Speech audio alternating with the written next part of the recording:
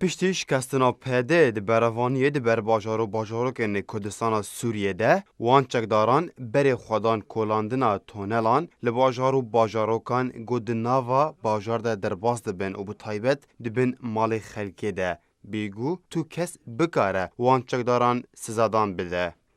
همو اول و یاسال جیهانی به تواهیه در باسمونا به دستور و مولت جبونا مالک رد دکن اوج دسپیکا جیانا مروف ده لسر روی زمینه مروف برگرید بر مالا خود دکه. دماده 557 ده جیاساین سزادان لسوریه لگور مرسوم 148 ین سال 1949 هر کسک در باسی مالک دن ببه یان جی سینوره و در باس که بی دستور خدای و نکمی دما 6 حیوان ده زندان کرن لی مرجع گو خدان مالی و که رد بکه و بگهینه ده سلادارن دادوری.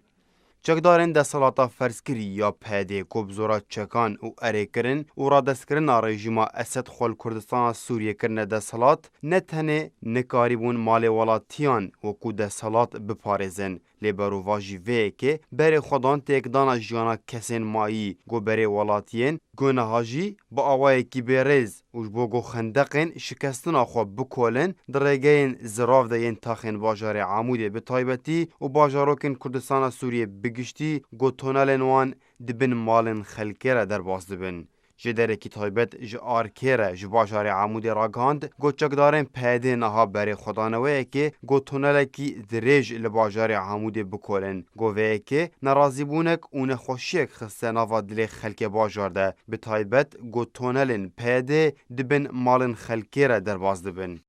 همان جدره نافبوری اشکره کر گو درجه وی تونلی دگه 300 متری گوش باکور باجار و دست پیده که حتا دگه باشور باجار و دو تاخن سرکه لباجار بجهد بن مینا تاخا مساکن و تاخانه جاره.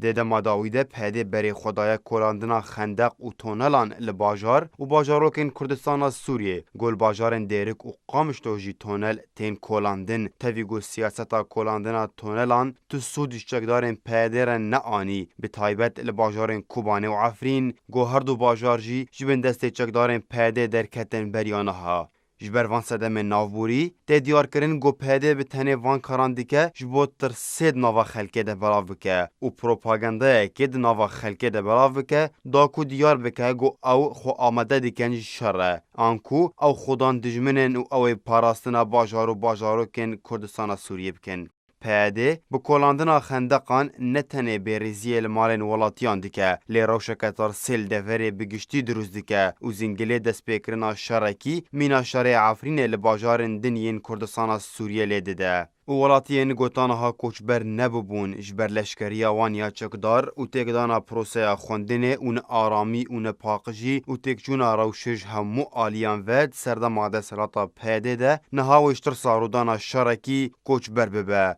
و بویه که پیده پروژه رژیم بسرکفتن بجهدگه.